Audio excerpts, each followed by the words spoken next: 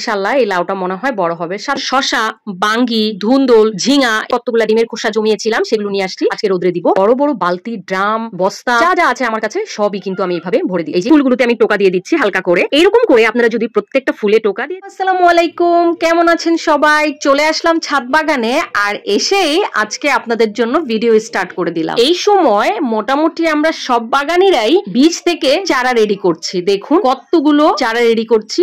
আর এই যে ছোট ছোট কন্টেনার গুলোতেও কিন্তু আমি সরাসরি বীজ ফেলে দিয়েছি আর এইগুলো আমি বড় বড় বেডে শিফট করে দিব পরে। এই যে এখানে কত চারা আমি একসাথে অনেকগুলো রেখেছি, তবে কিছুদিন পর আমি এগুলো আলাদা করে দিব। এখানে একটা ভুল করে ফেলেছি আমি, আমার না ঠিক মনে নেই কোথায় আমি কিসের বীজ দিয়েছি। এখন সবগুলো বীজ দেখতেই একই রকম হয়ে গিয়েছে। এখন আমি খুবই কনফিউশনে আছি যে আসলে কোনটা কিসের বীজ। যেমন ধরেন শশা, বাঙ্গি, ধুন্দুল, ঝিঙা এগুলো দেখতে কিন্তু মোটামুটি এখন একই রকম, তো বুঝার উপায় নেই। তবুও আমি বুঝার চেষ্টা করছি, চারাগুলোর একটু ভিন্নতা খেয়াল করে বুঝার চেষ্টা করছি। আর এখন আল্লাহ যদি চায় তাহলে হয়তো বা সব ধরনের গাছই লাগাতে পারবো।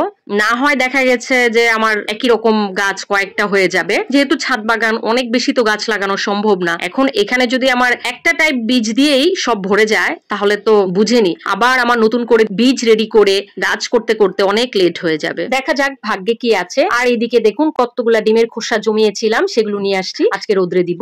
আর সবজি আর ফলের খোসা নিয়ে এসেছি। আর এটা হচ্ছে চাল ডাল ধোয়া পানি, যেটা আমি সব সময় গাছে ব্যবহার করি। যারা আমরা বারান্দা বাগান করি বা ছাদ বাগানে এত কিছু করা সম্ভব না, সময় নেই, তারা শুধু চাল ডাল ধোয়া পানি দিয়েই খুব সুন্দর বাগান করতে পারবেন। আর তাছাড়া বারান্দা বাগান করলে কিন্তু বিভিন্ন ধরনের সার তৈরি করা যায় না, এতে গন্ধ হওয়ার সম্ভাবনা থাকে। তো তারা আমরা কিন্তু চাল ডাল ধোয়া পানিটা ইজিলি ব্যবহার করতে পারি। এই দিকটাই দেখুন এত এত টমেটো খাওয়ার পর আবারও গাছে টমেটো ফুল দিয়ে ভরে গিয়েছে। নতুন করে এত এত ফুল এসেছে। আপনারা চাইলে এখনো কিন্তু টমেটো গাছ লাগাতে পারেন। এই সময় টমেটো গাছ লাগিয়ে দিলে দ্রুত ফুল এসে পড়বে আর রোজাতে ইনশাআল্লাহ টমেটো খেতে পারবেন। এখানে একটা টমেটো হালকা কালার এসে গিয়েছে, এখনই আমি এটা ছিঁড়ে নিলাম, না হয় পাখিতে খেয়ে ফেলে। পুরোপুরি পাকতে দিলেই পাখি সেটা খেয়ে ফেলে। অনেকগুলো পাখি খেয়ে ফেলেছে, কিছু তো আমিও খাবো নাকি। যদিও আলহামদুলিল্লাহ অনেক অনেক টমেটো খেয়েছি, তবুও টমেটো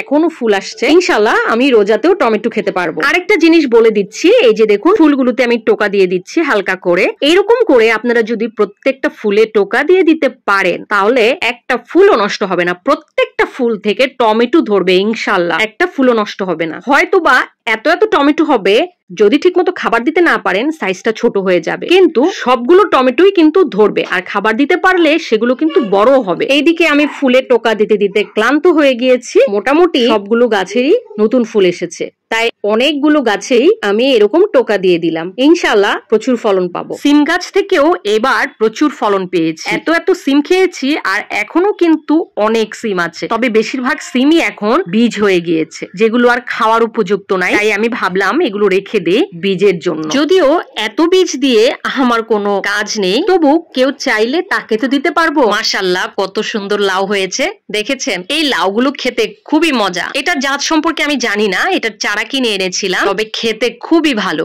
অনেক মজা। আলহামদুলিল্লাহ অনেকগুলো লাউ খেয়েছি আর আমার আশেপাশে যারা আছে তাদেরকেও দিয়েছি। ছাদ বাগানের জিনিস খাওয়ার চেয়ে দেয়ার আনন্দটা আরো অনেক বেশি। দেখুন কোথায় লাউ ধরে আছে, একদম মাথায় উঠে গিয়েছে। লাউটা বড় হচ্ছে, ইনশাল্লাহ এই লাউটা মনে হয় বড় হবে। সাথে আরো লাউ আছে, এগুলো বড় হবে কিনা বোঝা যাচ্ছে না। এইদিকে এই বড় ড্রামটা কিন্তু এখন আমি ভরছি। কি দিয়ে ভরছি? অনেক অনেক কিচেন ওয়েস্ট আর অল্প কিছু মাটি দিয়ে আমি একটার পর একটা বড় বড় বালতি, ড্রাম, বস্তা যা যা আছে আমার কাছে সবই কিন্তু আমি এইভাবে ভরে দিই। এই যে কিচেন ওয়েস্ট গুলো ঢেলে দিলাম। এখানে সবজির খোসা, ফলের খোসা, পেঁয়াজের খোসা সবকিছু আছে। আমি কিন্তু আমার ছাদ বাগানের মাটিগুলো এইভাবেই রেডি করি, ফলে মাটি কম লাগে আর তাতে আমার টপটার ওজনও কম হয়। সবচেয়ে বড় কথা, এই সবজিগুলো পচে খুব ভালো একটা সার হয়। কত সুন্দর বেগুন হয়ে আছে, আর এগুলো বিষমুক্ত বেগুন। বাজারে এমন কোনো বেগুন নাই যেটাতে বিষ দেওয়া নাই। ছাদ বাগানে